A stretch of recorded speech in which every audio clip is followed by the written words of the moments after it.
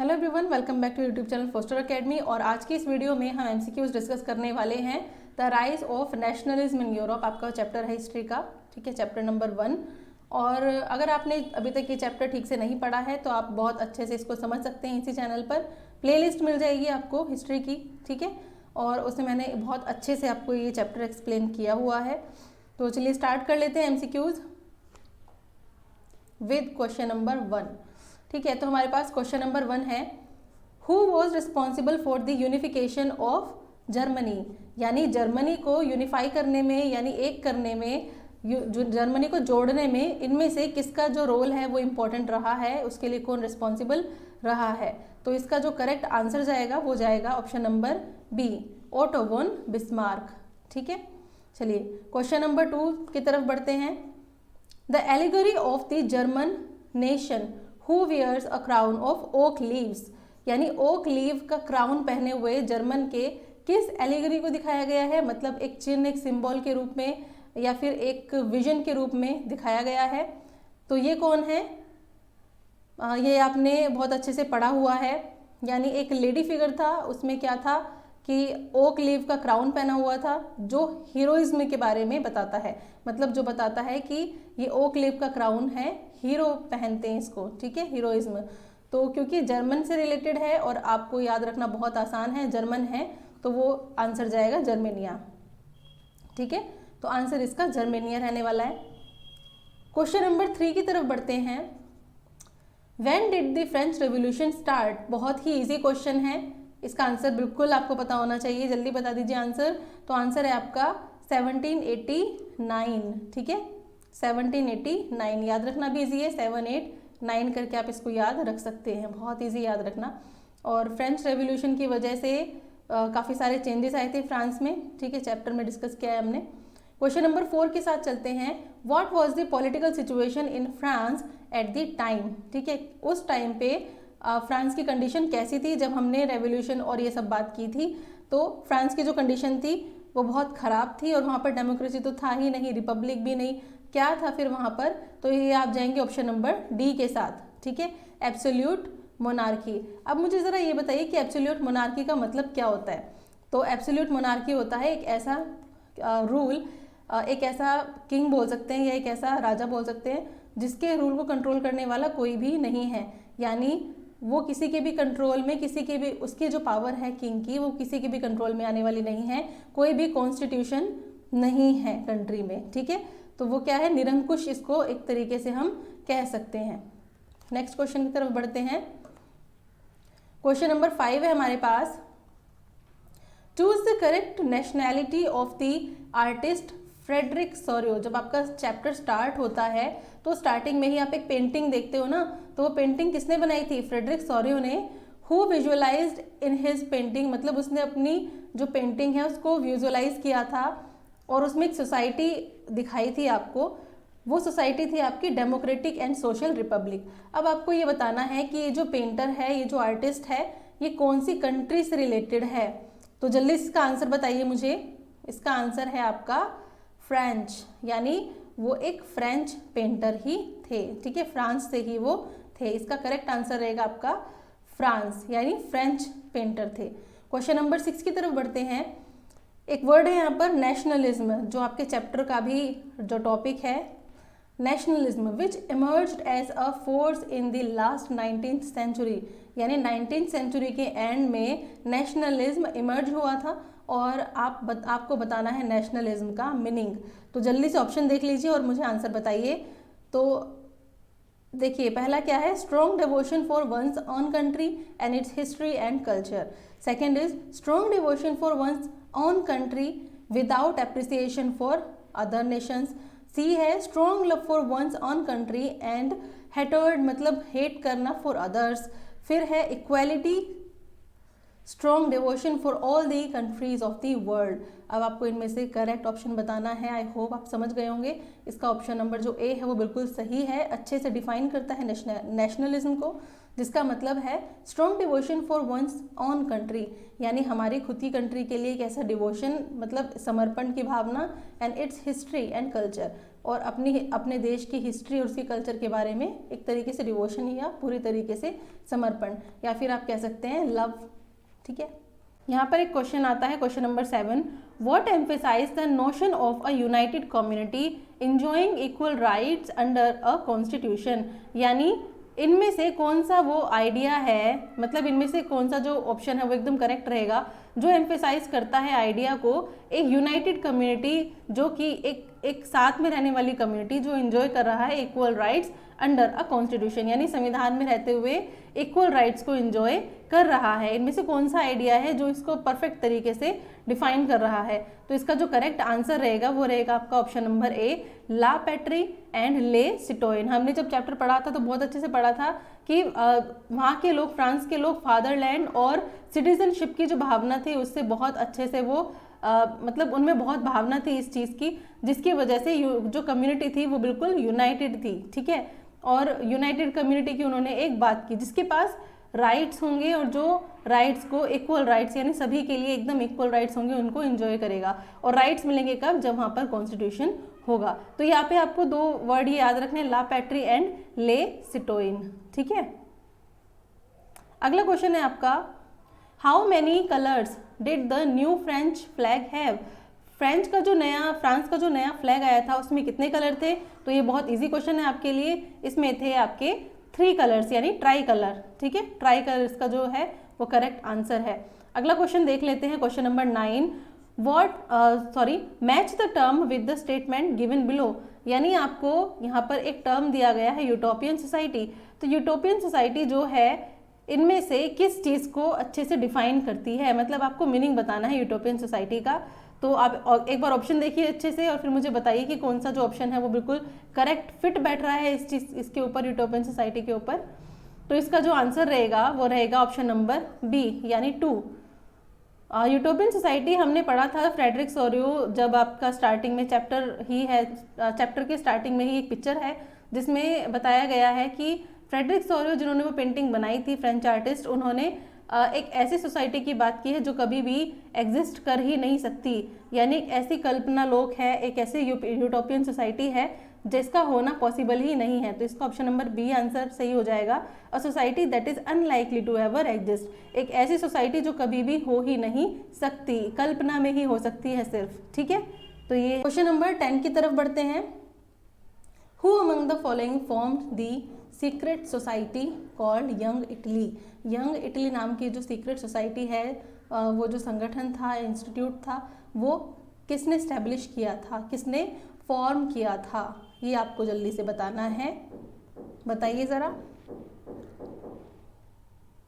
तो ये आंसर रहेगा आपका ऑप्शन नंबर बी, जोसेपे मैज़नी। ठीक है, और इन्होंने एक और बनाया था, बर्न में बनाया था, यंग यूरोप। ठीक है, यंग यूरोप। तो आगे बढ़ते हैं क्वेश्चन नंबर 11 की तरफ। द टर्म यूनिवर्सल सफरेज, बहुत इंपॉर्टेंट क्वेश्चन है ये। The term universal suffrage means, यानी यूनिवर्सल सफरेज जो एक वर्ड है, ये पूरी जो टर्म है, इसका मतलब क्या होता है? अब जल्दी से बताइए क्या होता है इसका मतलब। ऑप्शंस देख लीजिए और बताइए आंसर जल्दी से, टाइम आपको पूरा मिल रहा है। ठीक है, बताइए। चलिए मैं बताई तो इसका आंसर, इसका ऑप्शन नंबर बी रहेगा इसका answer, universal suffrage, the right to vote for all adults, यानी जितने भी वयस्क लोग हैं कंट्री में उन सभी को हमने राइट टू वोट दे दिया गया है। और ये जो राइट टू वोट है, ये ही पूरी ऐसी समस्या थी, यही ऐसी प्रॉब्लम थी जिसके ऊपर लोगों ने बहुत ज़्यादा स्ट्रगल किया था, क्योंकि उनको राइट टू वोट चाहिए था। वो सबको नहीं मिला था, सिर्फ प्रॉपर्टी होल्डर्स को मिला था। ठीक है, चलिए नेक्स्ट क्वेश्चन, क्वेश्चन नंबर 12। यहाँ पर बात हो रही है रेनिन की। रेनिन ने बिलीव किया कि Renan believe that the existence of nations is a necessity, कि एक जो राष्ट्र है यानी एक जो नेशन है वो ज़रूर होना चाहिए। तो किस चीज़ के बारे में उन्होंने ऐसा बोला था? इनमें से कौन सी ऐसी स्टेटमेंट है जो उनके वर्ड्स के साथ कंप्लीटली मैच होती है? ठीक है, मतलब एक तरीके से बोला जा रहा है कि उन्होंने नेशन किस चीज़ को बोला था। तो इसका आंसर बताइए मुझे। बिल्कुल ऑप्शन नंबर बी इसका बिल्कुल सही रहेगा। It ensures liberty to all inhabitant citizens. Inhabitant का मतलब जो वहाँ के निवासी है, जो वहाँ पर रहने वाले लोग हैं, उनको क्या मिलनी चाहिए? सिटीजन्स, सिटीजनशिप, यानी वो वहाँ के क्या होते हैं? सिटीजन होते हैं। एक नेशन के लोग, उनका एक पूरा हिस्ट्री होती है, वो वहीं पर रहते हुए आ रहे हैं और इसलिए उनको क्या मिलना चाहिए? लिबर्टी मिलनी चाहिए। इट इंश्योर्स लिबर्टी, ये नेशन जो है ये लिबर्टी यानी फ्रीडम को इंश्योर करता है। किसके लिए? सभी इनहेबिटेंट यानी सभी निवासियों के लिए जो उस जगह के नागरिक हैं, सिटीजन्स हैं। ठीक है, क्वेश्चन नंबर 13 की तरफ बढ़ते हैं।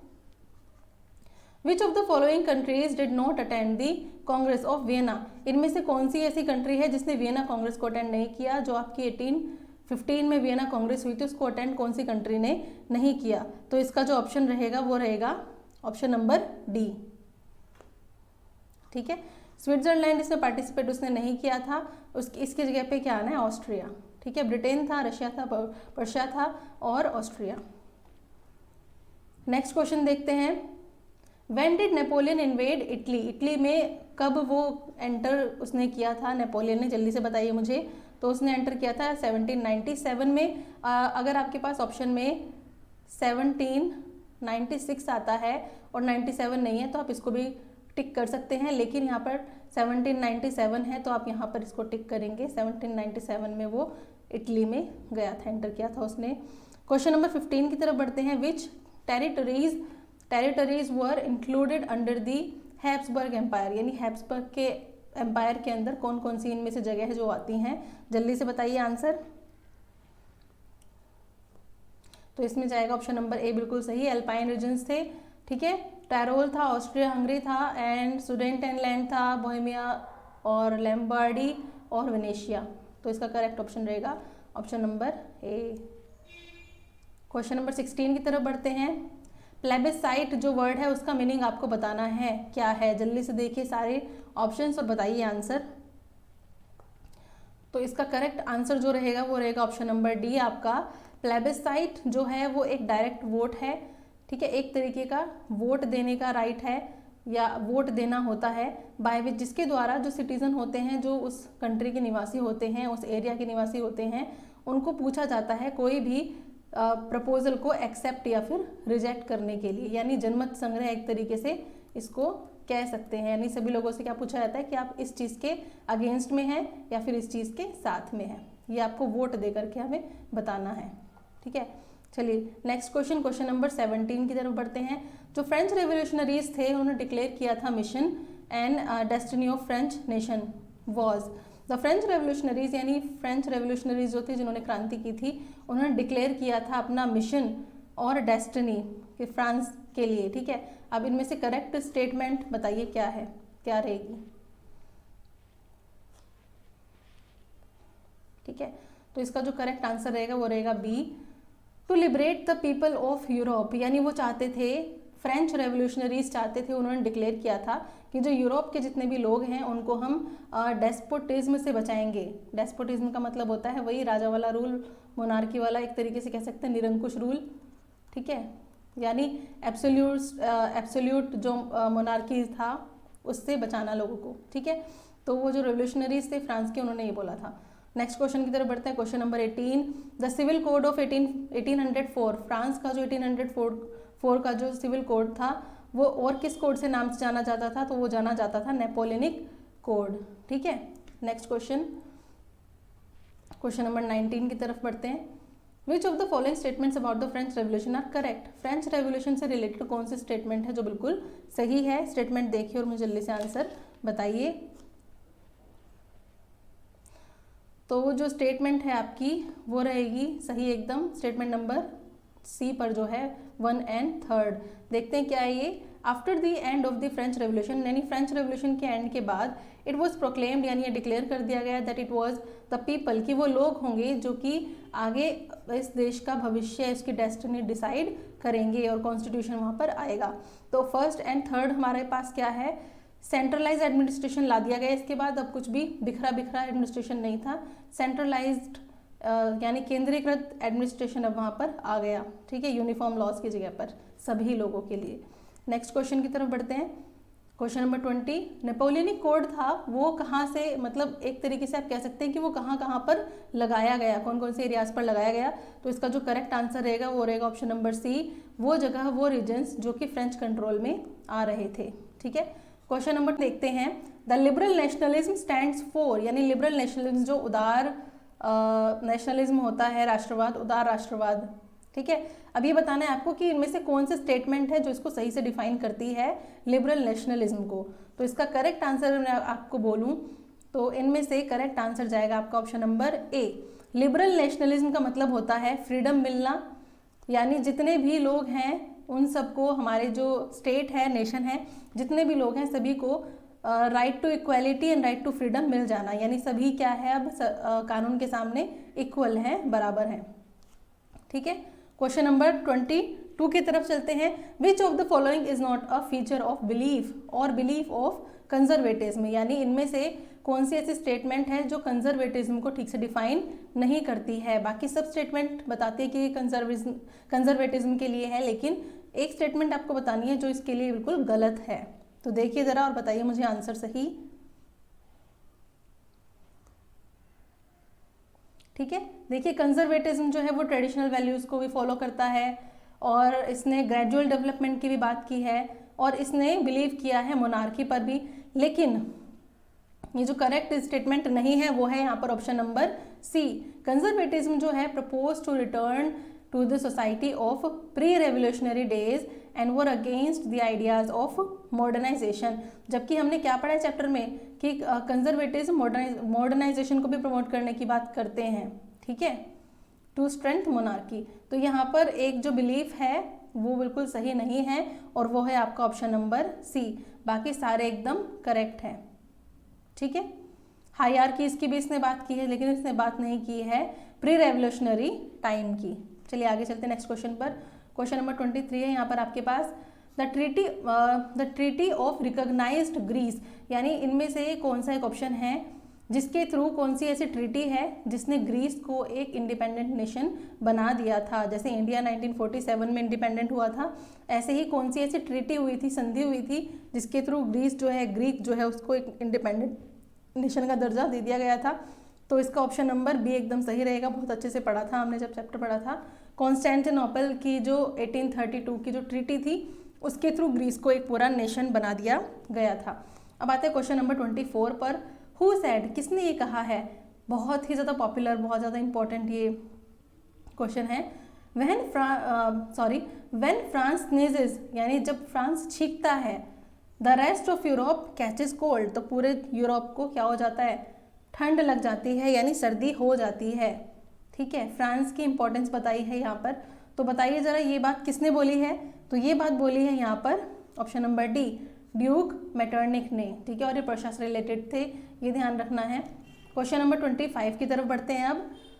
What happened to Poland, Poland के साथ क्या हुआ था at the end of 18th century, 18th century में। Which of the following answer is correct, यानी पोलैंड से रिलेटेड कौन सी स्टेटमेंट बिल्कुल सही है। ऑप्शंस जल्दी से देखिए और मुझे आंसर बताइए। तो इनमें से कौन सी स्टेटमेंट बिल्कुल सही रहेगी। इसमें जो सही स्टेटमेंट है वो है option number D, Poland was partitioned at the end of the 18th century. 18th century में वो बांट दिया गया था बाय 3 ग्रेट पावर्स। कौन कौन सी 3 पावर थी जिन्होंने पोलैंड को बांट दिया था, रशिया, पर्शिया एंड ऑस्ट्रिया। आपको याद होगा हमने पैराग्राफ में पढ़ा था बहुत अच्छे से कि पोलैंड जो है उसने अपनी लैंग्वेज को प्रमोट करने से नहीं रुका वो, और चर्च में हर जगह उसने अपनी लैंग्वेज को प्रमोट किया। तो ये क्वेश्चन वहाँ से है। क्वेश्चन नंबर 26 देखेंगे। What type of rule was carried out in France during Napoleon's time. Napoleon जब रूल कर रहा था फ्रांस में उस वक्त कौन सा रूल यहाँ पर चल रहा था। तो ऑप्शन नंबर यहाँ पर रहेगा आपका सी, मोनार्की बहुत ज़्यादा स्ट्रॉन्ग था। ठीक है, यानी राजतंत्र था। क्वेश्चन नंबर 27 देखते हैं। Napoleon had no doubt destroyed dash in France, कि जब नेपोलियन आया फ्रांस में तो उसने कौन सी चीज़ को डिस्ट्रॉय कर दिया। ठीक है, यानी क्या चीज़ खत्म कर दी वहाँ से, पूरी कंट्री से, स्टेट से। तो इसका जो करेक्ट आंसर रहेगा वो रहेगा आपका डेमोक्रेसी। ठीक है, उसने डेमोक्रेसी को कहीं का नहीं छोड़ा था। डेमोक्रेसी नाम की कोई चीज़ नहीं थी कंट्री में, फ्रांस में जिस वक्त नेपोलियन था वहाँ पर रूल कर रहा था। क्वेश्चन नंबर 28 की तरफ बढ़ते हैं। Romanticism refers to which movement, यानी रोमांटिसिज्म जो है वो कौन से मूवमेंट से रिलेटेड है, तो इसका जो करेक्ट आंसर जाएगा वो जाएगा option number C, cultural movement था।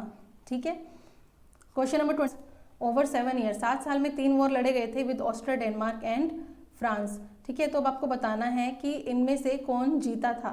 ठीक है, किसकी विक्ट्री हुई थी, तो इसका ऑप्शन नंबर बी बिल्कुल सही रहेगा। ठीक है, प्रशिया की इसमें जीत हुई थी और इन सबको हरा दिया गया था और बाद में फिर जर्मनी आज़ाद हो गया था। ठीक है, क्वेश्चन नंबर 30 की तरफ बढ़ते हैं। When the Greek struggle, Greek जो स्ट्रगल है इंडिपेंडेंस का कब शुरू हुआ था, ग्रीक स्ट्रगल इंडिपेंडेंस का आपको पता है, अभी हमने क्वेश्चन इससे रिलेटेड देखा है, तो वो तो था इंडिपेंडेंस से रिलेटेड कि इंडिपेंडेंट हुआ था ग्रीक, लेकिन वो इंडिपेंडेंस का स्ट्रगल कब से शुरू हुआ था, कौन से ईयर से, तो इसका ऑप्शन नंबर सी एकदम करेक्ट रहेगा 1821 से। अब ऑप्शन नंबर क्वेश्चन नंबर 31 देखिए, who became the king of United Italy, Italy जो है 1861 में उसका किंग किसको बनाया गया था। ठीक है, जब वो पूरा एक नेशन स्टेट बन गया था इटली 1861 में, तो उसका जो किंग बनाया गया था वो किसको बनाया गया था, तो इसका आंसर देखिए जल्दी से बताइए। ऑप्शन नंबर बी बिल्कुल सही है, विक्टर इमैनुअल सेकंड। ठीक है, नेक्स्ट क्वेश्चन, क्वेश्चन नंबर 32 की तरफ बढ़ते हैं। What help in the formation of a nation state in Britain, Britain में किस चीज़ ने हेल्प की उसको एक नेशन स्टेट बनाने में, तो इसका ऑप्शन नंबर सी बिल्कुल सही रहेगा। जब हमने ब्रिटेन के बारे में पढ़ा था, इंडिपेंडेंस के बारे में, तो हमने पढ़ा था कि वहाँ पर एक पार्लियामेंट फॉर्म हुई थी, इसको ब्लडलेस रेवोल्यूशन कहा गया था, यानी बिना ब्लड वाली क्रांति। उसने पावर छीन ली थी मोनार्की से, यानी राजा से पूरी तरीके से पावर छीन ली थी और धीरे धीरे उसको क्या बना दिया था, एक नेशन स्टेट वो इमर्ज हो गया था, ब्रिटेन अब एक नेशन स्टेट बन गया था। क्वेश्चन नंबर 33 की तरफ बढ़ते हैं। The first great revolution which gave the clear idea of nationalism with its core words, यानी लिबर्टी, इक्वालिटी और फ्रेटर्निटी जो वर्ड है, ये कौन से रेवोल्यूशन से आए ये वर्ड, तो ऑप्शन नंबर बी एकदम सही रहेगा, फ्रेंच रेवोल्यूशन से तीनों वर्ड्स लिए गए। ठीक है, क्वेश्चन नंबर 34 की तरफ बढ़ते हैं। A large part of Balkan reason was under the control of, यानी बाल्कन रीजन जो था वो किसके कंट्रोल में था, जल्दी से बताइए। ये था ओटोमन एम्पायर के कंट्रोल में, यानी ऑप्शन नंबर बी एकदम सही है। ठीक है, क्वेश्चन नंबर 35 देखते हैं। बाय होम, यानी किसके द्वारा was the state general elected, state general किसके द्वारा इलेक्ट होता था, इलेक्ट किया गया, जल्दी से बताइए। ऑप्शन नंबर बी एकदम सही रहेगा, एक्टिव सिटीजन्स के द्वारा। ठीक है, एक्टिव सिटीजन्स के द्वारा। ये था आपका क्वेश्चन नंबर 35। क्वेश्चन नंबर 36 की तरफ बढ़ते हैं। What was the new name of the state general, state general का नया नाम क्या रख दिया गया था, स्टेट जनरल का नया नाम रख दिया गया था नेशनल असेंबली। इसमें आपको कोई भी डाउट नहीं होना चाहिए। ठीक है, जिसको जो लोग इलेक्ट करने वाले थे, ठीक है, जिसमें लोग अपना पूरा पार्टिसिपेशन देने वाले थे, उसका नाम यानी इस स्टेट जनरल का नाम बदल के क्या कर दिया गया था, नेशनल असेंबली। नेक्स्ट क्वेश्चन की तरफ बढ़ते हैं जल्दी से। What actions were taken in the name of the nation, यानी नेशन के नाम पर अब क्या कहा गया कि नेशन से रिलेटेड क्या चीज़ें हुई अब। ठीक है, फ्रांस में, तो ऑप्शन नंबर सी इसका बिल्कुल सही रहेगा। हाइम्स वर कंपोज्ड, ओथ शपथ ली गई, गाने गाए गए और शहीदों के लिए गीत बनाए गए, उनको याद किया गया। कस्टम ड्यूटीज़ वर एबॉलिश्ड, और कस्टम ड्यूटीज़ हटा दी गई थी।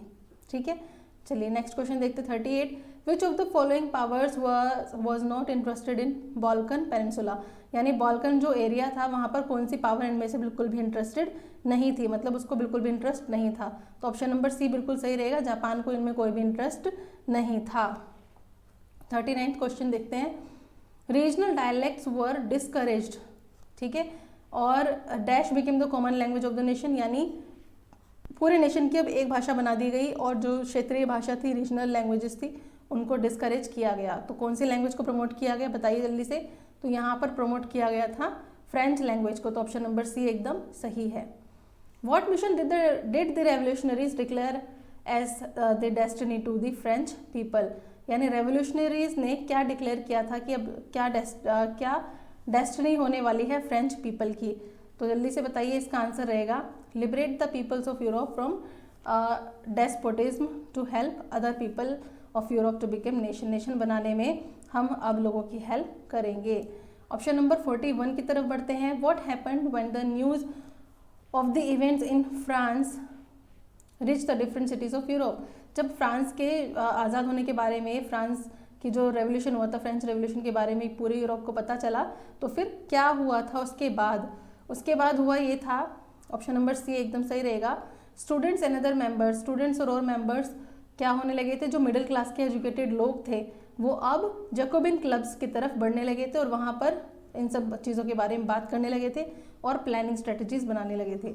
42 क्वेश्चन है, 42 क्वेश्चन है आपका। क्वेश्चन नंबर 42 है, what was the purpose of the Jacobin clubs. Jacobin जो क्लब्स थे उनका पर्पस क्या था, तो उनका पर्पस था to hold activities and campaigns, यानी वो उनका मतलब था अब कि हम एक्टिविटीज़ करेंगे और कैंपेन चलाएंगे किसके अगेंस्ट, जो रूल था, गलत जो रूल चल रहा था उनकी कंट्री में, उसके अगेंस्ट। क्वेश्चन नंबर 43 की तरफ बढ़ते हैं। What was the result of the activities and campaigns held at the Jacobin club. Jacobian clubs में जो भी एक्टिविटीज़ हुई उनका क्या रिजल्ट निकला, उसके बाद क्या हुआ, उससे हुआ ये, ऑप्शन नंबर ए जो है वो बिल्कुल करेक्ट रहेगा यहाँ पर।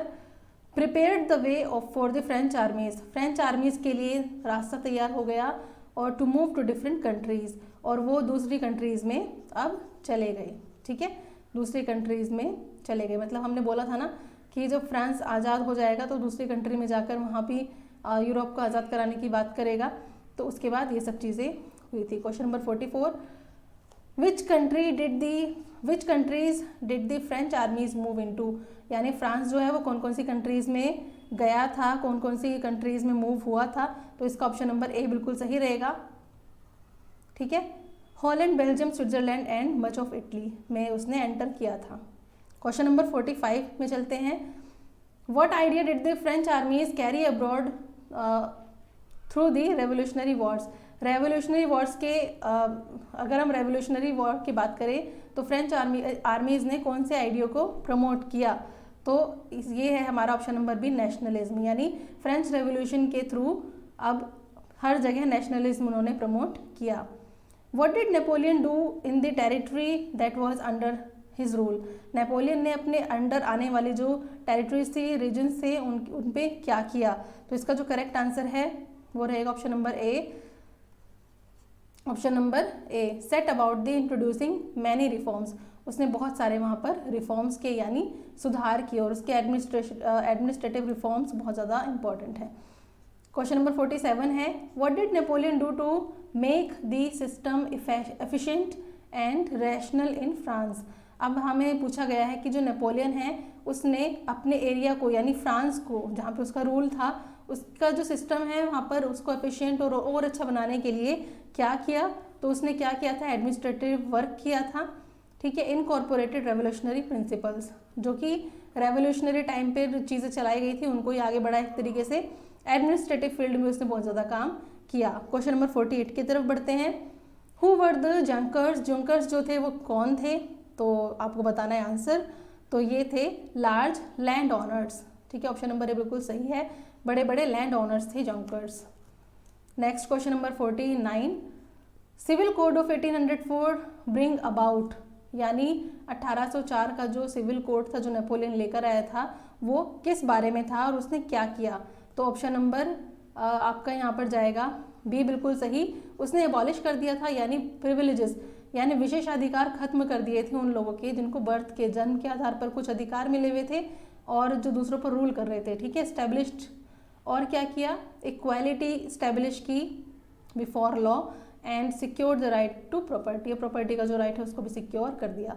ये हमारा last question, question number 50, what did das Volk stand for. Das Volk जो था वो उसका मतलब क्या था, आपको एक तरीके से ये पूछा गया है, तो इसका जो आंसर है वो है कॉमन पीपल। तो ठीक है स्टूडेंट्स, ये थे आपके एमसीक्यूज और इनको अच्छे से आप पढ़ लीजिए।